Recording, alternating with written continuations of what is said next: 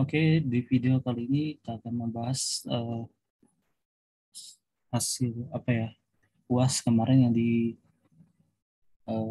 di 7 Juni ya terkait dengan analitik data bisnis. Jadi ada 4 soal. Nah, soalnya itu jadi yang pertama kita langsung aja ke soal yang satu. Jadi ada soal ini sudah ada hasil variansnya S1 S2-nya dengan N masing-masing dan hipotesis masing-masing. Jadi hipotesisnya seperti ini. Yang ditanyakan tuh apa? Yang ditanyakan adalah yang pertama, apakah sampel tersebut independen atau dependen atau independen berdasarkan distribusinya. Jadi kalau untuk yang UGF ya, tes statistik itu adalah valid kalau misalkan sampelnya itu dihitung secara independen dan dia adalah terdistribusi normal. Jadi jawaban pertama adalah independen. Yang kedua, dengan signifikan 5%, estimasikanlah critical value. Nah, critical value itu apa? Critical value itu sama dengan F-tabel. Nah, cara untuk menghitung F-tabel ya, kita harus hitung dulu. Sebenarnya, oke. Sebenarnya hanya disuruh hitung F-tabel, tapi kalau di nomor C itu dibilang kesimpulannya, ya maka kita harus hitung F-hitungnya. F-hitung itu dari mana? Dari varians pertama dibagi varians kedua.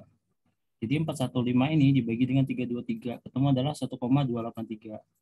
Nah, untuk menghitung F-tabel atau critical value yaitu didapat dengan signifikan 5%, F inverse right tail, terus probability-nya 5%. Nah, F17, F18. F17 itu adalah DF1, F18 adalah DF2. Ingat DF1 adalah N-1 dan DF2 adalah N-1. Berarti nanti N-nya adalah 9 dan 8 karena sudah dikurangi 1. Temulah 3,3 untuk F-tabel. P-value-nya ya kalau mau dicek P-value-nya pakai FDIS. Sebenarnya sama aja. Tapi kan ditanya hanya untuk F-tabel ya 3,3. Nah, kesimpulannya apa? Saat F itu kurang dari F-tabel atau P-value-nya itu lebih dari 5%, maka do not reject H0. Artinya varian sampel 1 itu lebih kecil ya. Jadi H0-nya, jadi kita jangan do not reject H0. Jadi artinya adalah varian sampel 1 itu lebih kecil sama dengan varian sampel 2. Nah, bagaimana dengan tingkat signifikan 10%? Apakah perubahan kesimpulannya? Kalau dilihat F-tabelnya, kalau kita pakai 10%, itu jadi 2,5. Turun ya dari 3,3 ke 2,5. Tapi karena F hitungnya adalah 1,2, maka dia hasilnya adalah sama. Itu varian sampel 1 itu sama dengan varian sampel 2. Nah, sekarang kita lanjut ke nomor 2. Nomor 2 itu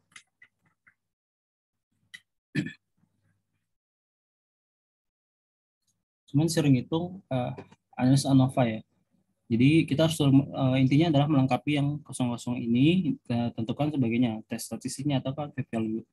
Nah, di sini langkah pertama adalah kita harus tentukan DF-nya dulu. DF-nya itu ditanyakan di graph freedom-nya. Ya. Maka jawabannya adalah 8, karena 8 adalah 10 dikurang 2. Karena total ini, ya totalnya kan 10. Between-nya 2. Berapakah yang dalam grupnya atau errornya ini? Ya berarti kan sisanya itu 8. Cuman SS-nya kalau udah tahu dua-duanya ya kita lihat nih SS-nya di sini. Berarti di sini ini MS itu kan adalah MS itu SS dibagi DF. Maka SS adalah MS dikali DF. Jadi SS-nya itu adalah 25. Ya, 25. Karena 12,5 kali 2. Kemudian sisanya within grupnya adalah 75. Karena kan 100 jumlahnya. Nah, berarti ini udah ketahuan nih 75, ini 8. Berarti within grupnya adalah 75. Ya, kemudian MS-nya itu 12,5. MS untuk yang ini ya, within group ya. Berarti kan SS dibagi DF. Ya, berarti kan 75 dibagi 8. Ketemulah 9,375. Nah, nilai statistiknya itu apa? Yaitu dari MS between dibagi MS within group. Jadi 12,5 nanti kita bagikan dengan 9,375. Temulah F-nya tuh 1,33. Nah, p-value-nya ya pakai fdis.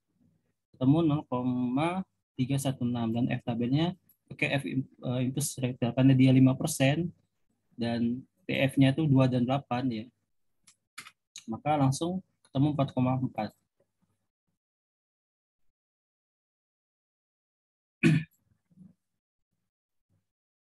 Nah, kita lanjut ke yang nomor 3. Nomor 3 ini salah satu uji regresi, tapi dia terkait dengan apa ya, kayak regresi pengembangan lah. Jadi menguji antara retristik dan unretristik. Jadi disajikan dalam soal ada n-nya 30, terus retristiknya itu adalah ini 2,9 dan sebagainya. Unretristiknya ada 238,33 dan seterusnya. Maka kalau kita tulis di dalam soal ya, kita bagi dua nih, retristik dan unretristik. Nah, retristiknya kita tulis nih semuanya. 0,9, 1,03, 5,24 dan 359 SE-nya dan N-nya 30. Dan untuk unretristik ya, jadi sama unretristik ini dia kita tulis nih intercept-nya atau A-nya adalah 238, terus X1-nya adalah 0,95, 7,13, 4,76 dan error-nya adalah 3439 dan observasinya 30. Nah, kalau di sini kan dia bilang hipotesisnya berdasarkan informasi di atas, hipotesis untuk menentukan jika pengaruh dari variabel bebas yaitu X2 dan X3 itu berbeda dalam menjelaskan variasi. Jadi kalau kita bisa bilang ada pengaruh dari X2 dan X3 berbeda dalam menjelaskan variasi dalam B. Berarti H0-nya ya lawannya, berarti tidak ada pengaruh dari X2 X3 dalam menjelaskan variasi dalam variabel Y. Nah, untuk menghitung statistiknya ya, kan nomor 2 B itu ditanyakan nilai tes statistik. Nilai tes statistik yaitu makanya tadi harus kita kelompokkan dulu error dari restriksi dan error dari un, karena di sini ternyata rumusnya adalah SS error dikurang yang retristik dikurang unretristik dibagi df1 dibagi SS unretristik dibagi df2. Nah, df1-nya ini adalah jumlah variabelnya. Kalau di sini ya mungkin mengikut dari variabel yang retristik ya, maka ya kalau dilihat di variabel retristiknya tuh untuk S1 dan X1 plus 2. Jadi ada 2. Maka 2 minus 1 jadi 1. Kemudian DF2-nya itu mengikuti yang dari retristik, unretristik. Jadi DF2-nya itu 30 minus 3. 3 itu dari variabelnya, yaitu ada X1, X2, X3, dikurang 1. Ketemulah 26. Maka F-nya ya kita tinggal bagi aja.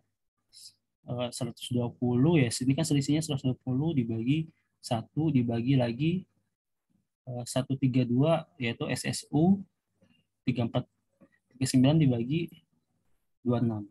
Ketemulah 0,972. Nah, nilai kritisnya atau F tabelnya ya pakai F inverse tadi. Jadi dengan tingkat signifikan 5%, DF satunya 1 dan 26 ketemulah 4,22 atau 4,23. Nah, kesimpulannya ya berarti kalau dia kurang dari F tabel maka do not reject H0 ya. Dengan tingkat signifikan 5%, kita tidak dapat menyimpulkan bahwa pengaruh X2 berbeda dari pengaruh X3 atau tadi tidak ada pengaruh dari variabel bebas X2 X3 berbeda dalam menjelaskan variasi dalam Y. Nah, terus yang nomor 4. Nomor 4 ini ya, jadi dia koefisien korelasi tapi yang pakai Spearman rank. Jadi Spearman rank itu jenis pengujian apa ya, koefisien korelasi tapi untuknya non parametrik. Nah, yang ditanyakan tuh apa? Yang diketahui itu apa? Yang diketahui itu adalah nilai korelasinya 0,47 dan nilai n-nya 15. Nah, ditanyakan spesifikasinya HO dan HA. Menentukan jika terdapat korelasi positif di antara dua ranking tersebut. Oke.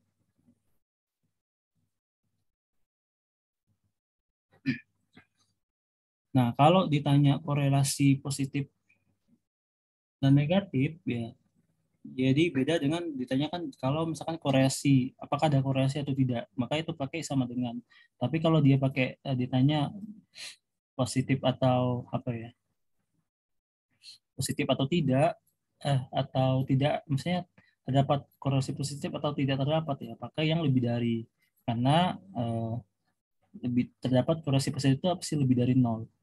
Sisanya adalah tidak terdapat korelasi positif. Maka dari asumsi itu dihitung nanti ya, kita menemukan ya, berarti hipotesisnya ya, pertama terdapat korelasi, yang kemudian tidak terdapat korelasi. Yang kedua adalah asumsikan bahwa sperma ring ini koefisien korelasinya dinyatakan normal. Merupakan minus standar deviasinya dari distribusi normal dimaksud. Nah, kalau sini, kalau saya langsung ke minnya itu adalah nol, karena kita tidak diberikan informasi ya berapa data data tambahan, karena cuma dari korelasi. Jadi dari korelasi ini sebenarnya nggak bisa kita langsung menghitung min. Nah, korelasi sendiri sini ada rumus rumus tertentu gitu.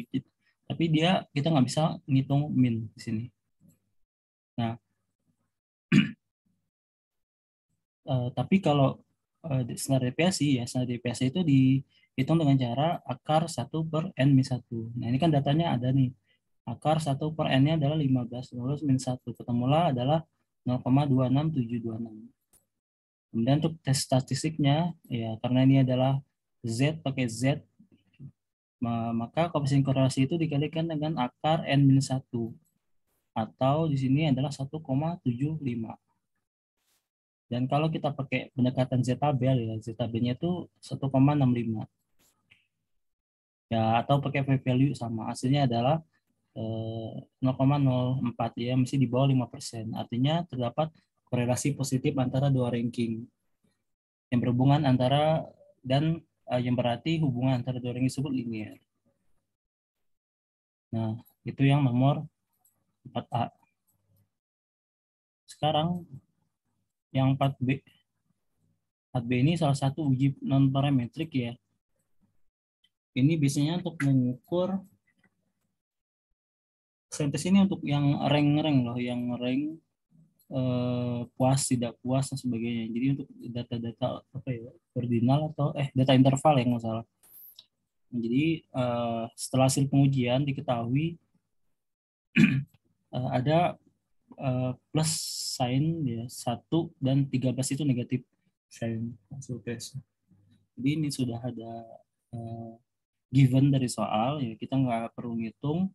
Terus ada di 14 pialang ini sebagai n-nya. Nah, maka hipotesisnya seperti apa ya? Kalau setahu saya untuk hipotesisnya itu ya P lebih dari 0,50 dan P kurang dari 0,50. Nah, untuk asumsikanlah proporsi pesaing terbesar tersebar secara normal. Berapa kan nilai statistiknya? Kalau normal ya berarti pakai Z. Nah, untuk menghitung proporsinya yaitu pakai T-nya itu plusnya kan 1, minusnya 13, atau di total 14. Nah, proporsi yang plusnya itu berapa? Yang plusnya itu adalah 0,07. Dari mana? Dari 1 ini dibagi 14. Jadi persentasenya maksudnya. 1 dan 14. Ketemulah 0,017. Nah, kalau kita masukin rumus, maka proporsinya itu jadi Z sama dengan proporsi dikurang 0,5 dibagi 0,5 dibagi lagi akar N. Nah, P-nya ini adalah sebesar proporsinya tadi. Berarti 0,0714 ini dikurang dengan 0,5. Terus 0,5 dikalikan dengan akar dibagi dengan akar 14. Temulah Z-nya minus 3,271. Nah, sehingga p-value-nya kalau kita hitung, kalau dia kurang dari ya, maka pakai norm dis dan sebagainya, ketemulah 0,007. Sehingga artinya adalah terdapat kepercayaan diri para pialang sebelum dan sesudah mengikuti seminar. Dengan katanya bahwa tingkat kepercayaan dirinya pialang saham meningkat melalui seminar. Jadi kalau di sini ada perbedaan ya sebelum dan sesudah. itu sekian untuk video pembahasan UAS untuk analitik dalam bisnis. Mungkin nanti akan ada pembahasan terkait dengan akuntansi manajemen lanjutan. Mungkin ini balik lagi adalah preferensi dari masing-masing orang. Jadi ini menurut yang jawaban yang saya kerjakan. Ya, sekian untuk video kali ini, mungkin bisa bermanfaat ya. Terima kasih. Akhirnya stop record.